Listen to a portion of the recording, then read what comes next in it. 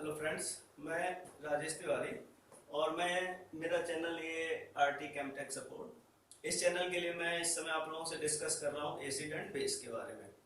तो इससे पहले मेरे चैनल पर acid and base part 1 uploaded है। ठीक है, आज हम डिस्कस करेंगे एसिड एंड बेस पार्ट 2।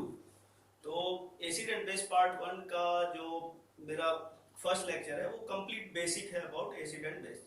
तो पहले आप वहां से उसको देख लीजिए, उसके बाद अगर यहाँ आएंगे तो आपको ज़्यादा अच्छी तरह समझ में आएगा। वैसे आज इस चैप्टर में केवल एसिड एंड बेस पार्ट 2 में केवल हम क्वेश्चंस ही देखेंगे जो अक्सर पूछे जाते हैं एग्जाम में। तो शुरुआत वहीं से करेंगे। तो एक पहला question acid and base and part 2 का पहला एक क्वेश्चन है, why basicity decreases from left to right in a period. जैसे लेफ्ट टू राइट हम पीरियड में जैसे जैसे आगे बढ़ते जाते हैं, अगर यहाँ पर कोई कंपाउंड बना है जैसे CH3 minus ion, NH2 minus ion, OH minus ion, F minus ion, तो ये सारे के सारे बेसिक इन नेचर है। तो इसे कहा जा रहा है कि basicity decreases from left to right in a period why. अगर पीरियोडिक टेबल के अकॉर्डिंग अगर हम लेफ्ट टू राइट आगे की तरफ बढ़ते जाएं तो उसमें बेसिसिटी डिक्रीज होती जाती है। तो उसके पीछे का रीजन क्या है? उसके पीछे का रीजन अब आज मैं वही डिस्कस करूंगा आप लोगों से। अगर आप ध्यान से देखें तो CH3 का फॉर्मेशन हुआ है CH4 से, NH3, H2O और F सिंगल FH या किसी के साथ अगर अटैच हो तो FH। तो वो हमारा एसिडिक में हम उसको डिस्कस करेंगे।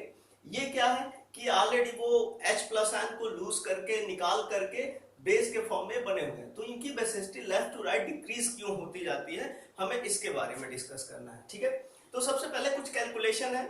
वैसे कैलकुलेशन तो नहीं होना चाहिए, डायरेक्ट हम इसको थ्योरी के बेसिस पे भी सॉल्व कर सकते थे।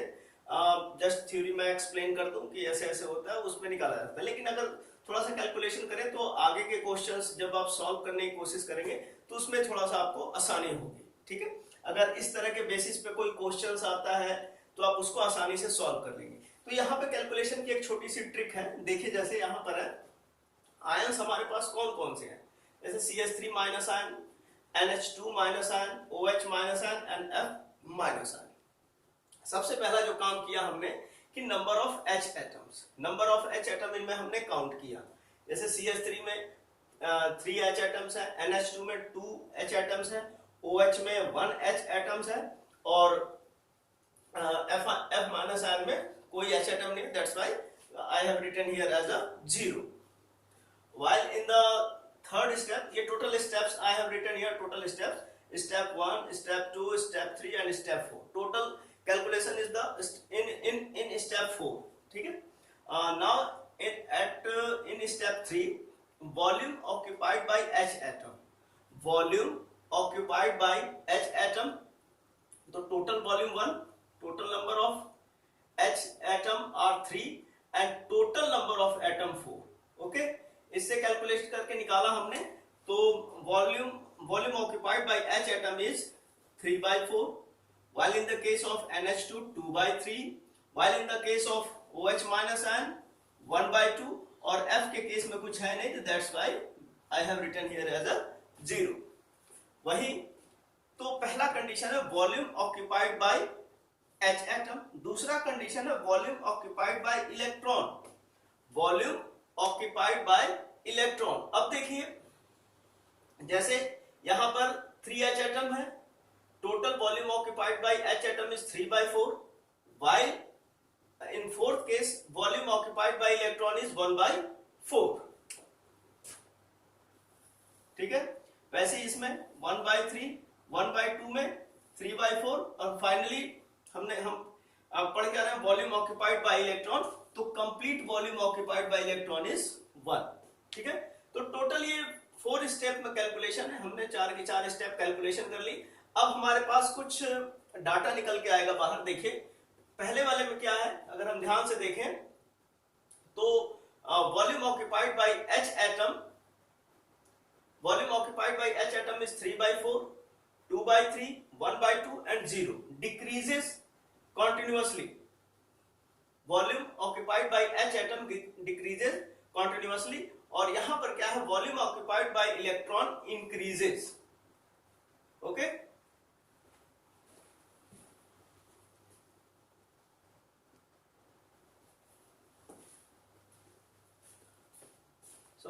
सम डिस्टर्बेंस था, ठीक है।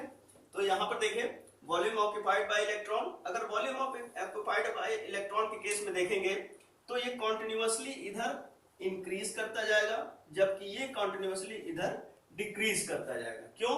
क्योंकि नंबर ऑफ H एटम भी हमारा डिक्रीज हो रहा है, लेकिन यहाँ पर electron density volume occupied by electron increase होता जा रहा है, ठीक है। तो ये हमारा इस डाटा से हम इस कंडीशन में पहुंचे कि number of H atoms increase हो रहा है according on the volume, on the whole volume of the molecule. उसके बेसिस पे हमने इसको डिस्कस किया। अब देखिए होता क्या है, जैसे जनरली जैसे मैंने यहाँ पर लिखा हुआ है, ये कुछ इंपॉर्टेंट पॉइंट्स इसी के डिस्कशन पे मैंने यहाँ पे लिख दिया कि H atom overlaps with negatively charge central atom. अब जैसे सिंपल सा बात है, सिंपल सी एक बात है कि अब जैसे CH3 है, CH3 के ऊपर निगेटिव चार्ज क्यों आया? निगेटिव चार्ज इसलिए आता है क्योंकि H ने भी सेंट्रल एटम को ऑक्यूपाइड किया है और इलेक्ट्रॉन ने भी ऑक्यूपाइड किया है। तो ये ये निगेटिव चार्ज इस सेंट्रल एटम के लिए होता है, ना कि हाइड्रोजन के लिए। हाइड्रोजन तो जस्ट इस सेंट्रल एटम को ऑक्यूपाइड कर, वही यहाँ पर कहा जा रहा है कि H atom overlaps with negatively charge central atom, ठीक है। Now second point, electron occupied the central atom due to which central atom get negatively charge. यहाँ पर मैंने जो भी चीज मैंने बता दिया कि अगर ये जैसे ये मॉलिक्यूल है NH2 चाहे OH है चाहे F है, तो इसको इलेक्ट्रॉन ने ऑक्यूपाइड किया, that's why this central atom, central atom यहाँ पे क्या है, यहाँ पर कार्बन है, ये central atom, that's why this central atom gets the negative charge. Third point, H atom decreases from left to right, हमने देख ही लिया पहले ही, H atom decreases from left to right, volume occupied by electron increases, हमने यहां पे देख लिया volume occupied by the electron increases. Now the fifth point, increase in electron volume increase the delocalisation of electron. अब देखिए होता क्या है, जैसे CH3 है हमारा, NH2 है, OH है और F है, तो उसमें से किसी एक को पिक कर सकते हैं। जैसे CH3 को ले लिया, CH3 को ऑक्यूपाइड किया, कार्बन को ऑक्यूपाइड किया हाइड्रोजन ने, कार्बन को ऑक्यूपाइड किया नेगेटिव इलेक्ट्रॉन ने। लेकिन जैसे जैसे सेंट्रल एटम है उसके ऊपर अगर H एटम डिक्रीज हो गया और इलेक्ट्रॉन बढ़ गया, तो जब इलेक्ट्रॉन इंक्रीज होते चले जाते हैं सेंट्रल एटम के ऊपर, तो डीलोकलाइजेशन ऑफ इलेक्ट्रॉन हो जाता है ऑन द सेंट्रल एटम और यू कैन से ऑन द एटम। जब डीलोकलाइजेशन इलेक्ट्रॉन होता है तो उस पर्टिकुलर केस में उस एटम की कैपेबिलिटी डिक्रीज होती जाती है टू एक्सेप्ट द प्रोटॉन, ठीक है। बात को नोट करिएगा कि अगर इलेक्ट्रॉन का डिलोकलाइजेशन बढ़ता जा रहा है तो उस केस में, इलेक्ट्रॉन का डिलोकलाइजेशन कहने का मतलब मेरा यहां पर है कि वॉल्यूम ऑक्यूपाइड बाय इलेक्ट्रॉन जितना ज्यादा होगा उतने ज्यादा डिलोकलाइजेशन ऑफ इलेक्ट्रॉन होगा, उतने व्हेन डिलोकलाइजेशन ऑफ इलेक्ट्रॉन अगर बढ़ता जाएगा तो उस केस में क्या होगा कि उस पर्टिकुलर एटम के लिए, पर्टिकुलर मॉलिक्यूल के लिए accepting of proton is decreases, that's why basicity decreases from left to right, ठीक है। तो ये टोटल कॉन्सेप्ट है, बस आपको यहां पर इस चार्ट को कैलकुलेट करना है, कैलकुलेट करके उसमें निकालना है कि volume occupied bye hydrogen decreases and volume occupied by electron increases. नहीं है तो आप ऐसे भी इसको देख सकते हैं, ठीक है। अगर आप कोई चार्ट कैलकुलेट नहीं करना तो आप डायरेक्ट यहां पर देख लीजिए कि यहां पर 3 हाइड्रोजन है, यहाँ 2 है, यहां पर 1 है, हाइड्रोजन डिक्रीज हो गया, उस केस में इलेक्ट्रॉन यहां पर इंक्रीज हो गया। लेकिन इससे थोड़ा सा हेल्प मिल जाएगा अगर आप इस तरह से सॉल्व करेंगे। ये टेक्निक है, ट्रिक है, थोड़ी सी छोटी एक ट्रिक है, अगर आप इससे इस तरह से सॉल्व करें तो आसानी से हम इसे सॉल्व कर सकते हैं, ठीक है।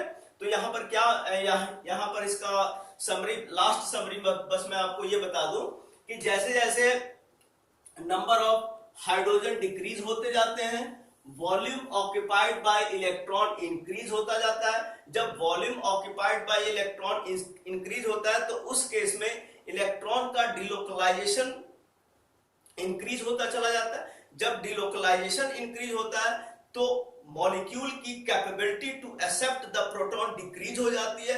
जब मॉलिक्यूल की capability to accept the proton decrease हो जाता है उस केस में बेसिसिटी डिक्रीज होती चली जाती है from left to right in the period, ठीक है। This is the complete about the this question.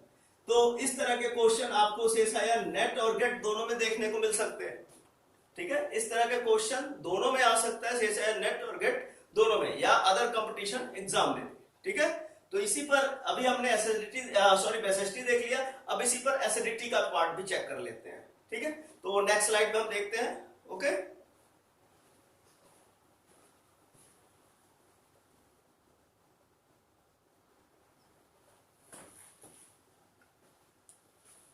Okay friends, तो उसी से लगा हुआ एक दूसरा भी क्वेश्चन आ गया। ठीक है, इसी तरह के क्वेश्चंस होते हैं, जैसे इस क्वेश्चन 2 में मैंने पूछा है acidic strength of non metals. Non metals यही है, non metals compound increases in same period by. Acidic strength of non metals compound, non metals compound में जैसे CH4 हो गया, NH3 हो गया, H2O और HF increases in same period why, what is the reason behind this. ठीक है, तो यहां पे मैंने 4 पॉइंट लिखे हैं, लेकिन उससे पहले थोड़ा सा समझ लेते हैं कि ये होता क्या। जैसे यहां पर देखें कि यहां पर सेंट्रल एटम है आपका कार्बन, यहां पर सेंट्रल एटम नाइट्रोजन, यहां सेंट्रल एटम आपका ऑक्सीजन, और यहां पर सेंट्रल एटम है आपका fluorine. All 4 atoms are electronegative in nature. All 4 atoms are electronegative in nature. अब जैसे सिंपल HF का ही देख लीजिए, जैसे HF की बॉन्डिंग इस तरह से। ठीक है, HF की बॉन्डिंग लाइक दिस। लेकिन जब हम एसिडिक स्ट्रेंथ की बात करेंगे तो हाइड्रोजन के जो शेयर्ड इलेक्ट्रॉन होते हैं, इनकी कंडीशन इस तरह से ना हो करके इनकी कंडीशन इस तरह से होती चली जाती है। उसी तरह से H2O के केस में भी वैसे ही होगा H एंड H, ये इस तरह से। तो ऐसा क्यों होता है? ऐसा इसलिए होता है कि जितने भी यहां सेंट्रल एटम है all are electronegative in nature. तो जब ये central atom electronegative in nature है तो ये क्या करता है कि शेयर्ड इलेक्ट्रॉन्स को अपनी तरफ अट्रैक्ट करता है। जब शेयर्ड इलेक्ट्रॉन को अपनी तरफ अट्रैक्ट करता है तो electron density at particular position of hydrogen, और you can say number of hydrogen जितने ज्यादा है वहां पर वो इलेक्ट्रॉन डेंसिटी कम होती चली जाती है, जिसकी वजह से हाइड्रोजन को आसानी से रिलीज किया जा सकता है। और एज पर डेफिनेशन, जैसे हमने पढ़ा हुआ है कि डेफिनेशन में जैसे ब्रॉन्स्टेड-लॉरी कॉन्सेप्ट हमने पढ़ा, एसिड क्या होता है, आर्हीनियस कॉन्सेप्ट पढ़ा कि एसिड किसे कहते हैं, जो प्रोटॉन को रिलीज कर दे। तो यहां पर प्रोटॉन को रिलीज करने की कैपेबिलिटी, जिसकी इलेक्ट्रोनेगेटिविटी ज्यादा होगी उसके अंदर ज्यादा कैपेबिलिटी होगी इन कंपैरिजन टू अदर्स। जैसे carbon less electronegative, nitrogen higher than carbon, oxygen higher than nitrogen, and fluorine higher than oxygen. That's why fluorine will release proton easily in comparison to this. That's why HF is more acidic in nature. तो यहां पर देखिए मैंने क्या कहते हैं, इनके साथ एरो भी लगा हुआ है, यहां पर कुछ पॉइंट्स भी लिखे हुए हैं कि electronegativity of central atom increases. Electronegativity of central atom increases. Central atom कौन? Carbon, nitrogen, oxygen and fluorine. ठीक है, second point, more electronegative atom pull the shared electron. More electronegative जैसे हमने आइडेंटिफाई कर लिया, तो ये क्या करेगा, शेयर्ड पेयर इलेक्ट्रॉन को अपनी तरफ अट्रैक्ट करेगा। Third point, electron density on H atom decreases. जब इलेक्ट्रॉन को सेंट्रल एटम ने अपनी तरफ पुल कर लिया तो उस केस में हाइड्रोजन के पास इलेक्ट्रॉन की डेंसिटी होगी नहीं, और वो इलेक्ट्रॉन डेंसिटी क्या होगी, डिक्रीज होती चली जाएगी। फोर्थ केस में, increase electronegativity increase the acidic strength. That's why our question, why acidic strength of non metal increases in same period. यही रीजन है इसके पीछे। तो आंसर हमारा CH4 is less than NH3, NH3 is less than H2O and H2O is less than HF। ठीक है, तो आइए नेक्स्ट क्वेश्चन देखते हैं इस पर। तो ये एसिड बेस का पार्ट 2 चल रहा है, तो इसमें मैक्सिमम हम क्वेश्चंस ही देखेंगे। ठीक है, तो चलिए नेक्स्ट क्वेश्चन पर।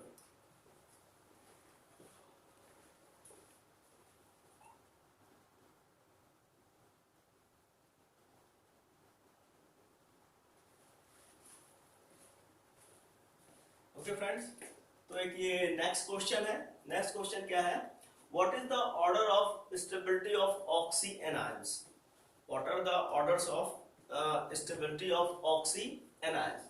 अब ये कुछ ऑक्सी एनायंस रखे हुए हैं, जैसे ClO4 negative ion, ClO2 negative ion, ClO3 negative ion, ClO negative ion, और इसमें पूछा जा रहा है कि what is the order of stability. तो ऑक्सी एनायंस जैसे ये बना हुआ, जैसे HClO4, ठीक है, H आयन रिलीज हो गया, ClO4 minus ion, HClO4 minus ion, ClO2 minus ion, ClO3 minus ion and ClO minus ion. तो ये सभी की सभी माइनस आयन, ये हाइड्रोजन प्रोटॉन के साथ रिएक्टेड होंगे, प्रोटॉन निकल गया, ये आयन में कन्वर्ट हो गया। अब पूछा जा रहा है what is the order of stability of oxy anions. In oxy anions की स्टेबिलिटी क्या होगी, कौन सबसे ज्यादा स्टेबल होगा, कौन लेस स्टेबल होगा।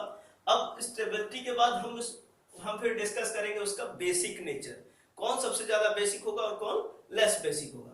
तो इस तरह के क्वेश्चंस को सॉल्व करने के लिए, जैसे ClO4 minus ion, ClO3 minus ion दिया होगा, तो सबसे पहले हम चेक करेंगे कि इलेक्ट्रोनेगेटिविटी, यानी उस पर्टिकुलर मॉलिक्यूल में कौन सबसे ज्यादा इलेक्ट्रोनेगेटिव है।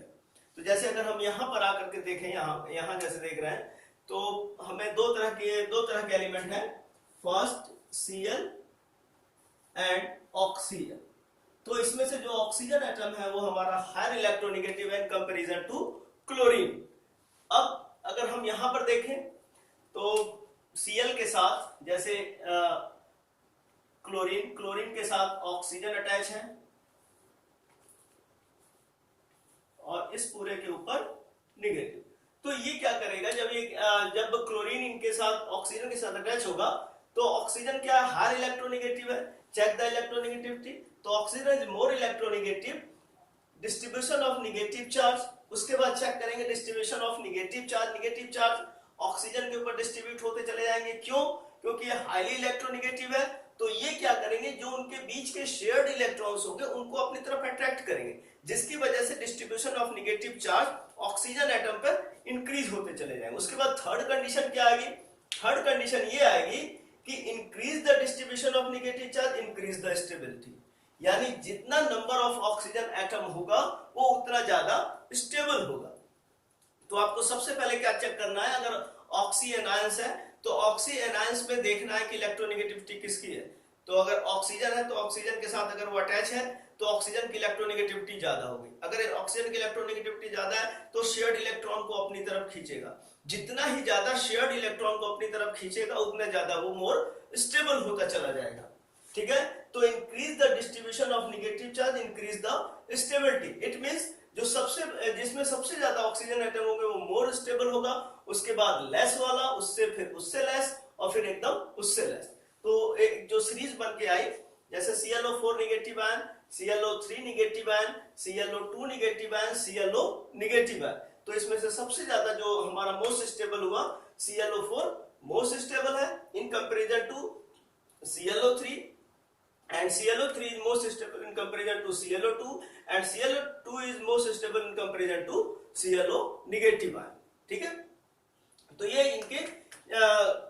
इनका क्या कहते हैं सीरीज है, जिस तरह से स्टेबिलिटी डिक्रीज हो रही है। इस केस में ये हायर स्टेबल है और ये लेस स्टेबल है। अब व्हाट नेचुरल है कि अगर स्टेबिलिटी बढ़ गई तो उसकी क्या कहते हैं रिएक्शन पावर भी कम हो जाएगी। तो ऐसे यहां पर है कि ClO, देखिए अब जैसे ये लेस स्टेबल है, तो इसका मतलब यहां पर है कि ये मॉलिक्यूल, ये oxy anion having high capability to react with proton. This ClO negative ion is in high capability to react with proton in comparison to ClO4 minus ion. ClO4 क्या है, ClO4 के साथ मोस्ट स्टेबल है and ClO negative less stable है। खांसी हो रही है तो डोंट बी पैनिक, कोरोना नहीं है, आई एम हेल्दी। ठीक है, तो डोंट बी पैनिक। तो ClO negative, this one is the less stable and this one is the most stable. अगर ये मोस्ट स्टेबल है तो इसकी लेस कैपेबिलिटी है to react with proton, while ClO negative ion की high capability to react with proton. That's why ClO4 is most basic and ClO minus ion is most basic and ClO4 is less basic in comparison to ClO minus ion। तो यहां पे दो चीजें निकल के आई। First आपने देखा stability decreases,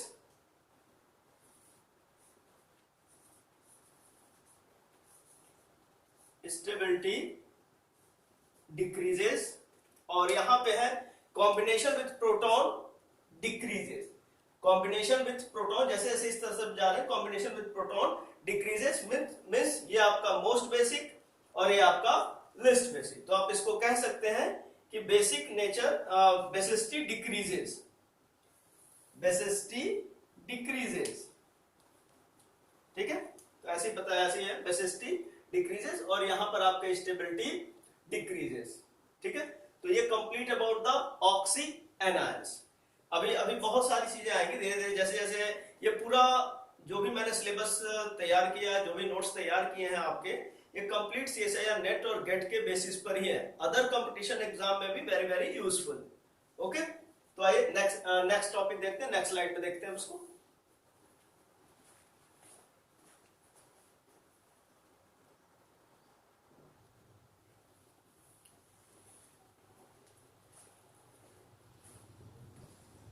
hello friends, तो हमारा जो अगला टॉपिक है वो ऑक्सी एसिड है। तो इस पर हमारे कुछ क्वेश्चंस आते हैं एसिडिक स्ट्रेंथ इंक्रीजिंग और एसिडिक स्ट्रेंथ डिक्रीजिंग के फॉर्म में, जैसे HClO3 HClO4 के लिए भी क्वेश्चंस आएंगे। तो उसमें हमको एक चीज वर्ड आएगा ऑक्सी एसिड, ठीक है। तो सबसे पहले हम इसको थोड़ा समझ लें, ऑक्सी एसिड होते क्या है। ऑक्सी एसिड कहने का मतलब जब ऑक्सीजन प्रोटॉन के साथ अटैच होता है डायरेक्टली, और यही ऑक्सीजन किसी अनदर एलिमेंट के साथ अटैच होता है डायरेक्टली, तो इस केस में पोलराइजेशन होता है। पोलराइजेशन की वजह से प्रोटॉन बाहर निकलता है। लेकिन कई बार होता क्या है कि यहां पर जो भी इलेक्ट्रोनेगेटिव एलिमेंट होगा, इसका साइज डिसाइड करता है पावर ऑफ ऑक्सी एसिड, ठीक है। तो इसका साइज डिसाइड करेगा पावर ऑफ ऑक्सी एसिड। तो इस केस में जैसे ऑक्सी एसिड के बारे में हमें समझना है, तो सिंपल जो हमारी ऑक्सी एसिड की डेफिनेशन है वो ये है कि जब कोई प्रोटॉन डायरेक्टली ऑक्सीजन से अटैच हो और ऑक्सीजन किसी दूसरे इलेक्ट्रोनेगेटिव एलिमेंट के साथ अटैच हो। तो जैसे यहां पर मैंने एक लाइन लिखा हुआ है कि strength of oxy acid depends upon the size of the central atom. Strength of oxy acid depends upon the size of the central atom. Central atom से मतलब है इलेक्ट्रोनेगेटिव, यानी जो ये वाला एलिमेंट होगा, ये जितना ज्यादा इलेक्ट्रोनेगेटिव इन नेचर होगा, उतना ज्यादा हमारा ऑक्सी एसिड होगा, वो उसकी स्ट्रेंथ उतनी ही ज्यादा होगी, यानी वो मोर एसिडिक इन नेचर होगा। लेकिन यहां पर हमें क्या है कि कई बार होता क्या है कि जैसे पीरियोडिक टेबल के अकॉर्डिंग हम जानते हैं कि ऑक्सीजन हमारा मोर इलेक्ट्रोनेगेटिव है, लेकिन कई बार क्या होगा कि इस एलिमेंट की जगह पर, ई की जगह पर अगर हमारा नाइट्रोजन आ जाए या फास्फोरस आ जाए या सल्फर आ जाए या क्लोरीन आ जाए, तो उस केस में हम कहते हैं कि ऑक्सीजन इज मोर इलेक्ट्रोनेगेटिव। लेकिन तो ये सीरीज आगे कैसे बढ़ेगी, कैसे इलेक्ट्रॉन का पोलराइजेशन होगा। यहां पर एक इलेक्ट्रोमेरिक इफेक्ट होता है। इलेक्ट्रोमेरिक इफेक्ट क्या करता है कि within the molecule polarisation generate होता है। जैसे अगर हमारे पास एक एग्जांपल है H2SO4 का, ठीक है, इसमें देख लेते हैं H2SO4 का एक एग्जांपल है, इसी स्ट्रक्चर को हम बना करके देख लेते हैं। S double bond O single bond O then H single bond O then H। ये है हमारा, ये भी एक तरह का ऑक्सी एसिड है। क्यों? क्योंकि जो हमने कंडीशन लिखी हुई है, कंडीशन क्या है, कंडीशन है HO and any electronegative element, HO and any electronegative element. लेकिन यहां पर पोलराइजेशन क्यों जनरेट हो रहा है और यहां पर पोलराइजेशन किस तरह से जनरेट हो रहा है, इसको इसी चीज को हमें समझना है। तो यहां पर देखिए, जैसे ऑक्सीजन मोर इलेक्ट्रोनेगेटिव होने की वजह से इसके इलेक्ट्रॉन को अपनी तरफ खींच करके रखता है, यहां से ऑक्सीजन के इलेक्ट्रॉन को ये इलेक्ट्रोनेगेटिव एलिमेंट खींच करके रखेगा, जिसकी वजह से यहां पर ही प्रोटॉन हमारा सेपरेट होगा। अब जो ही प्रोटॉन सेपरेट होगा, this one is called as oxy acid. लेकिन यहां पर तभी ये कैपेबिलिटी जनरेट होगी जब ये वाला एलिमेंट इसकी इलेक्ट्रोनेगेटिविटी से ज्यादा होगा, ठीक है।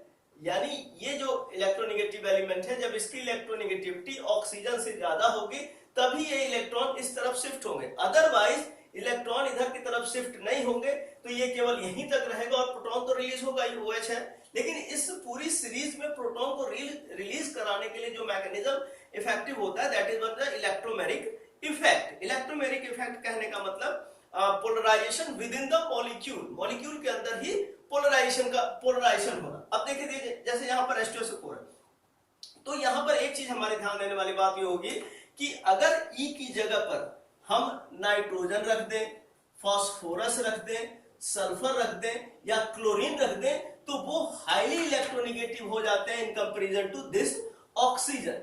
व्हाई?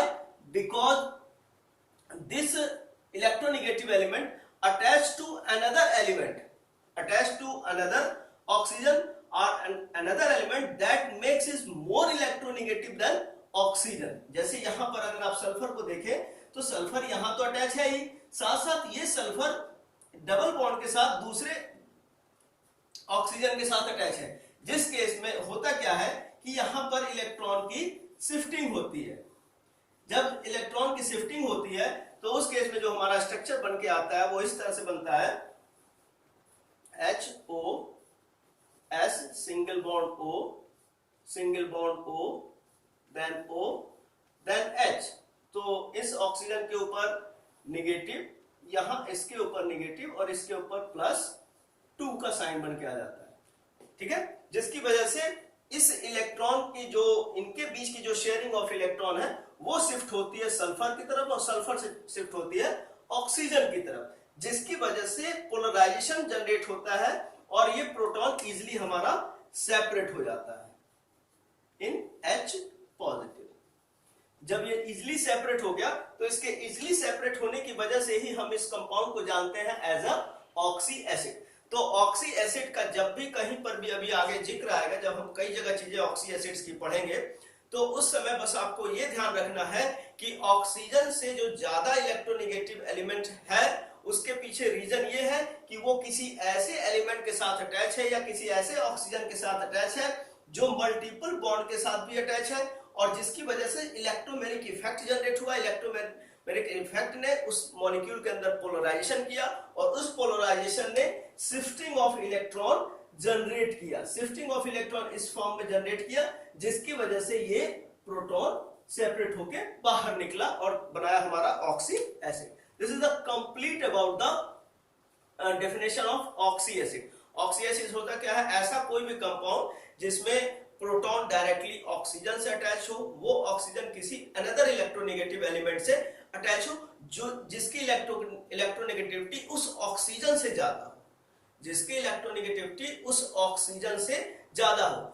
अगर कोई ऐसा एलिमेंट आ जाता है जैसे नाइट्रोजन है, फास्फोरस है, सल्फर है, क्लोरीन है, कोई ऐसा एलिमेंट आ जाता है जिसकी electronegativity in the periodic table oxygen से कम है, लेकिन ऑक्सी एसिड के केस में क्या है, वो मल्टीपल बॉन्ड के साथ अटैच होते हैं, जिसकी वजह से शिफ्टिंग ऑफ इलेक्ट्रॉन होता है, शिफ्टिंग ऑफ इलेक्ट्रॉन होता है ड्यू टू इलेक्ट्रोमेरिक इफेक्ट की वजह से, और ये इलेक्ट्रोमेरिक इफेक्ट मॉलिक्यूल के अंदर पोलराइजेशन करता है, जिसकी वजह से उस पर्टिकुलर एलिमेंट की इलेक्ट्रोनेगेटिविटी ज्यादा हो जाती है ऑक्सीजन से और शिफ्टिंग ऑफ इलेक्ट्रॉन जनरेट होता है। ठीक है, तो इस शिफ्टिंग ऑफ इलेक्ट्रॉन से प्रोटॉन हमारा सेपरेट हो जाएगा। जैसे सिंपल अगर आप देख लीजिए, हमारे पास दो तरह के एसिड्स होते हैं, जैसे एक है हमारा H2SO4 और दूसरा है हमारा HSeO4। ये सिलेनियम एसिड और एक सल्फ्यूरिक एसिड।